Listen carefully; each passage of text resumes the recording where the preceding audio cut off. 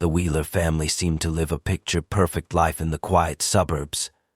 Mark and Emily Wheeler, along with their 2 children, Sarah and Ben, were the epitome of the American dream. They lived in a beautiful 2-story house with a white picket fence, a lush green lawn, and a warm, welcoming porch. Neighbors would often comment on how idyllic their life seemed, how Mark and Emily's relationship appeared flawless, and how their children, Sarah and Ben, were always polite, friendly, and excelling at school. No one could have predicted that beneath this charming facade, there were cracks that would soon give way to an unimaginable tragedy. Mark worked long hours at his own business, a construction company that had once been thriving. He had a reputation as a dedicated worker and a man who valued family above all else. Emily, in contrast, had chosen to stay home with their children, dedicating herself to creating a nurturing environment for them. She was the type of mother who volunteered at school events, baked cookies for the neighborhood kids, and made sure her home was spotless and well kept. To the outside world, their life seemed like a carefully crafted portrait of success, but in reality, the perfect image was beginning to crumble. Mark's business was no longer flourishing. Financial troubles had slowly started to mount, and he had resorted to making questionable decisions to keep things afloat. Loans were taken out, and debts piled up, but he kept his struggles hidden from Emily, not wanting her to worry. Instead, he pretended that everything was under control, insisting that they would get through this rough patch together. Emily, trusting her husband's assurances, never questioned him. After all, they had always weathered storms together, and this seemed like just another bump in the road. However, there were whispers in the background.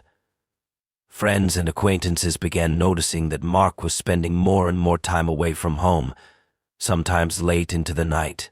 Emily grew increasingly suspicious but dismissed her concerns as a result of her own anxieties. She had always been a devoted wife, never questioning her husband's loyalty or dedication. But deep down, she couldn't shake the feeling that something was off. It wasn't just the long hours at work, it was his sudden secrecy, his reluctance to talk about the business, and the way he avoided any discussions about the future. Unknown to Emily, Mark had been involved in an affair with a business partner, Robert. This affair had started out as a seemingly innocent relationship built on shared interests and mutual professional goals, but had quickly turned into something much darker. Robert was a man with a checkered past, someone who had a reputation for using underhanded tactics to get what he wanted. Mark, desperate to save his business, had become entangled in Robert's world, a world where manipulation, deceit, and moral compromise were the norms. The affair between Mark and Robert had become more than just a betrayal of Emily's trust. It had begun to have serious financial implications. Robert, seeing an opportunity to gain leverage over Mark, had started pressuring him to take extreme measures to secure their business deal. But instead of confiding in Emily, Mark kept everything hidden, choosing instead to protect his pride and the image of the family. Emily, caught in the middle, had no idea of the storm brewing just beneath the surface. Life at home had begun to feel strained. The tension was palpable, though no one outside the family could see it. Mark and Emily began to argue more frequently, but Emily could never put her finger on the root cause of the discord. She tried to keep the family life stable, pouring her energy into their children's activities, but her heart was heavy with an unease she couldn't explain. Mark had become distant, retreating into himself as the pressure mounted. Little did Emily know the perfect life they had built together was on the verge of collapse. It all started on a dreary Friday afternoon in May, when Emily Wheeler received a call that would change everything. Mark had been unusually distant that week, and the children Sarah and Ben had seemed restless as well. They had packed for a weekend getaway to the nearby mountains, a trip they'd taken many times before, but something felt different this time. Emily had kissed Mark goodbye that morning, telling him to enjoy the weekend. The plan had been simple: they'd return by Sunday evening, just in time to prepare for the busy week ahead. However, as the hours stretched into the evening, Emily began to grow concerned. By nightfall, Mark had still not called or sent a message. At first, she brushed off her worries. Maybe their car had broken down or they had gotten caught in traffic. But when Sunday arrived with no sign of Mark or the kids, the unease turned into something much darker. Emily tried reaching Mark's phone, but it went straight to voicemail. She called Sarah's and Ben's phones, but neither rang through. Panic started to set in. Something was wrong. By Monday morning, Emily couldn't ignore the growing pit in her stomach any longer. She called the police, explaining that her family was missing. Officers arrived at their home to find no signs of a struggle. The house was still locked, the lights were off, and everything appeared to be in order. There were no clues, no ransom notes, no signs of foul play. The family's disappearance didn't make sense, but the police were concerned enough to start an investigation. As the days passed, the town became gripped by the mystery. News outlets began covering the story, and the local community rallied around Emily, offering support and encouragement. But despite everyone's best efforts, there was no breakthrough. The police questioned Emily extensively, trying to determine if she had any idea where her family could be. They spoke with friends, neighbors, and even checked local hospitals and shelters, but no one had seen or heard from the Wheelers since they left for their weekend trip. The more Emily spoke to the police, the more confused and helpless she felt. It was as though her family had vanished into thin air. The thought that something had happened to them, something bad, was too much to bear. She couldn't believe that Mark, her husband of 15 years, could have simply abandoned her and their children. She kept trying to convince herself that there had to be a logical explanation. Maybe they were stuck somewhere or had decided to take an impromptu trip without telling anyone. But deep down, Emily knew something wasn't right. The police expanded their search, checking nearby towns and even canvassing local hotels, hoping to find some trace of the family. But each lead turned up nothing. As the days stretched into weeks, the police were forced to consider the possibility that the Wheelers had met with foul play. But who would want to harm this seemingly perfect family? There were no enemies, no debts, and no conflicts that would explain such an act. The investigation seemed to stall, and the community, once hopeful, grew restless. Emily, now left in a state of constant anxiety and despair, continued to cling to the hope that her family would return. She couldn't comprehend the possibility that she might never see Mark, Sarah, or Ben again. The questions kept swirling in her mind. Where were they? What had happened? Was it possible that the life they had lived, so perfect on the surface, had been built on lies that were now unraveling before her eyes? As the weeks went by, the case grew colder. The police had few clues to go on, and with each passing day, the hope of finding the Wheelers alive faded. But little did anyone know. The answers to the mystery were much closer than anyone had imagined, hidden in plain sight, buried beneath the carefully constructed illusion of a happy family. The truth was out there, waiting to be uncovered, but it would take a devastating discovery to finally unravel the dark secrets of the Wheelers' world. Months had passed since the Wheeler family's disappearance, and the case had gone from a puzzling missing persons report to a haunting cold case. The police had followed every lead, but none had led anywhere substantial. Emily, overwhelmed with grief and anxiety, couldn't shake the feeling that something horrible had happened. She clung to the idea that her family would eventually return, but deep down, she knew the truth was far more sinister. Then, in early October, a hiker's routine trek through the dense woods changed everything.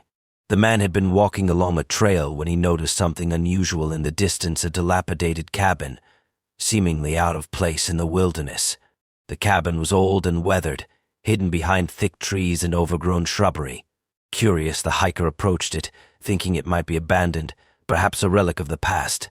But when he got closer, his stomach sank. The door was slightly ajar, and what he found inside would forever haunt him. The stench of decay filled the air, and scattered about the cabin were signs of a violent struggle. The bodies of Mark, Emily, Sarah, and Ben Wheeler lay gruesomely arranged in the corner of the cabin, each one showing signs of brutal force. Their faces were contorted in fear, their bodies ravaged by the same cruelty. The gruesome discovery sent shockwaves through the community, and the case immediately escalated into a murder investigation. Detective Miller, an experienced investigator known for his methodical approach to cases, was assigned to lead the investigation. He arrived at the scene, his mind racing with possibilities. The location of the cabin was remote, hidden away from any main roads, making it seem as if whoever had committed this heinous act had gone to great lengths to keep it secret. The bodies were decomposing, but forensic experts were able to estimate the time of death to be several weeks prior. Mark and Emily had been killed, along with their children, and left to rot in a forgotten corner of the forest. As Miller examined the scene, his mind began to race. The violence was calculated, cold, and deeply personal.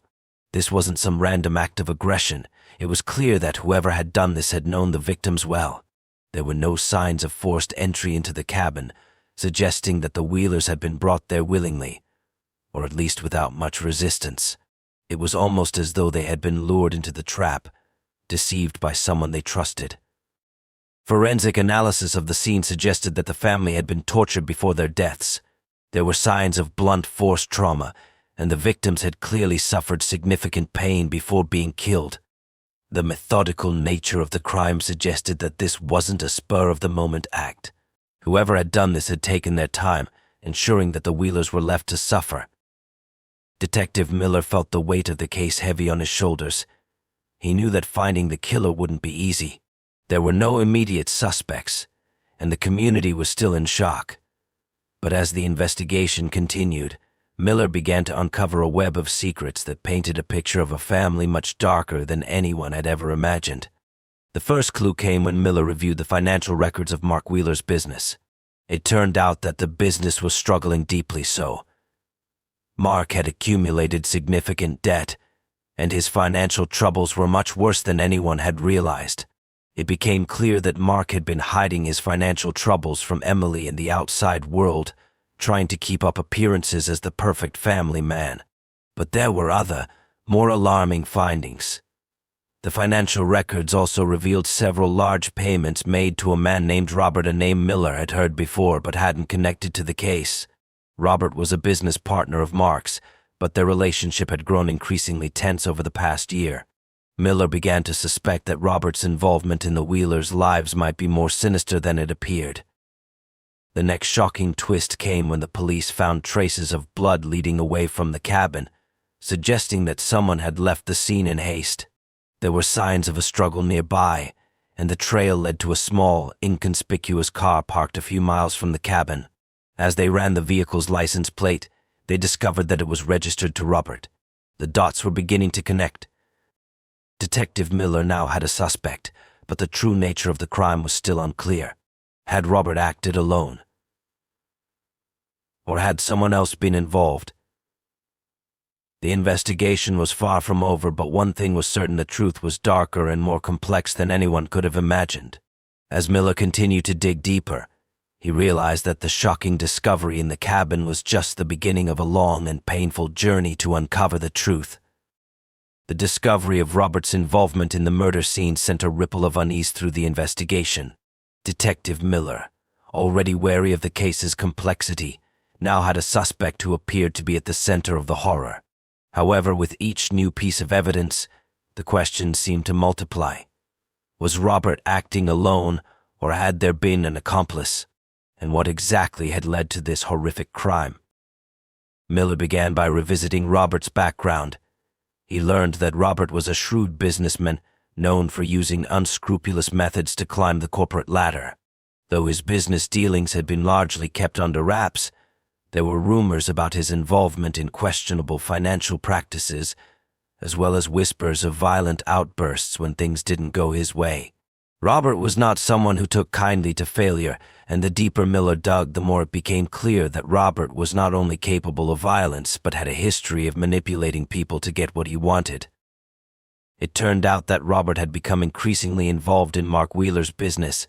The two had been partners in a construction project that initially looked promising but had begun to show signs of financial collapse.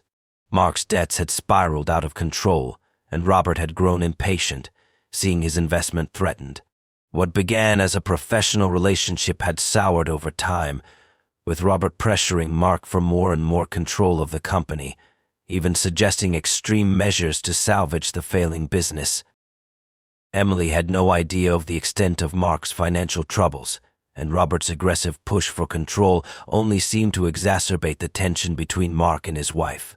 Robert was known for his persuasive tactics, a blend of charm and intimidation that made it difficult for anyone to say no to him. As the pressure mounted, Mark, desperate to save face, had become increasingly distant, lying to Emily and avoiding conversations about their future. But Robert's tactics went beyond manipulation. He had a darker side, one that surfaced when things didn't go his way. The more Miller learned about Robert, the more he understood that the murder of the Wheeler family was about much more than just business. It was about control, power, and revenge. One of the most shocking revelations came when Miller reviewed the security footage from a local gas station near the area where the bodies had been found. On the night of the family's disappearance, Robert's car had been seen in the vicinity. But what truly caught Miller's attention was the figure seen walking away from the car around the same time. It wasn't Robert. It was someone else. This discovery changed everything. Robert might have been involved, but there was another player in the game. Miller followed this new lead, conducting interviews with Robert's colleagues, acquaintances, and even family members. He soon uncovered an unsettling piece of information. Robert had been seeing someone behind the scenes, someone who had a direct connection to the Wheelers. Her name was Grace, and she had been working with Mark on various business deals for years. Grace was not only a trusted colleague, but had also been having an affair with Mark, something that Emily had never known. The affair had started when Mark's financial problems began to worsen, and Grace had offered him both emotional. As the investigation deepened, Detective Miller began to piece together the final chilling elements of the case.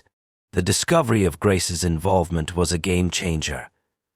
It became clear that Robert had not acted alone, and that Mark's business, his debts, and his infidelity had led to a deadly and vengeful collaboration between the two. But there was more. Grace, once just a trusted business associate, had become a key player in the horrific events that unfolded. Miller learned that Grace had been a willing participant in the plot, driven by a mix of ambition, jealousy, and betrayal. She had been in love with Mark, and as his financial troubles worsened, she began to see an opportunity not just for a relationship, but for control. When Mark's debts had reached their breaking point, and his business was teetering on the edge of collapse, Grace had begun to encourage more extreme measures, pushing Mark to make decisions that ultimately pushed him into Robert's clutches. But what Grace had not anticipated was how far Robert was willing to go. Robert's manipulation of Grace was methodical and cold. He used her feelings for Mark against her, feeding into her insecurities and desires. He promised her that once the family was out of the way, she would have everything she wanted: Mark's business, his wealth, and the life she had always dreamed of. It wasn't long before Grace became an accomplice in Robert's plan to eliminate the Wheelers, making sure that Mark's family was no longer a hindrance to their future. Miller uncovered messages between Grace and Robert, conversations that outlined their dark plans. They had discussed everything in detail: how they would lure the family to the cabin, where they would hide the bodies, and how they would stage the crime to make it look like an accident or a random attack. Grace had convinced herself that this was the only way forward, that there was no turning back. She was willing to go to any lengths to secure her place in Mark's life, even if it meant becoming part of something unimaginable. The final piece of the puzzle fell into place when Miller discovered that Grace had been the one to make the initial contact with Emily. She had convinced Emily to go on a weekend trip with Mark and the children, insisting that the family needed some time to relax. It was Grace who had arranged for them to stay at the secluded cabin, promising them a quiet getaway. But it was all part of the plan. Once the family arrived, they were trapped. The cabin, located deep in the woods, had been chosen specifically because of its isolation. No one would hear their screams, no one would come to help. The violence that followed was both swift and brutal. Mark, Emily, Sarah, and Ben had been subjected to an unimaginable ordeal. The family had been tortured, each one suffering at the hands of Grace and Robert before finally being killed. The murder was as calculated as it was cold, an act of revenge fueled by greed, jealousy, and a thirst for power. When Miller finally confronted Grace with the evidence, her demeanor was chillingly calm.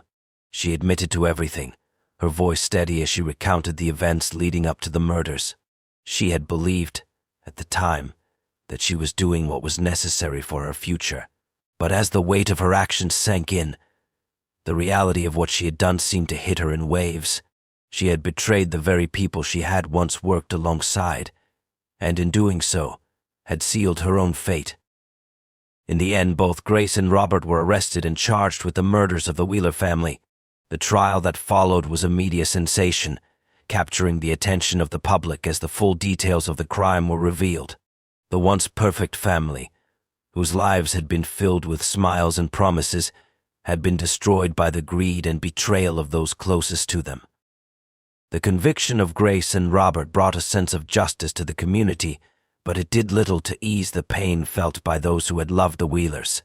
The scars of the tragedy would remain, a reminder of how deception, manipulation, and unchecked ambition can lead to destruction.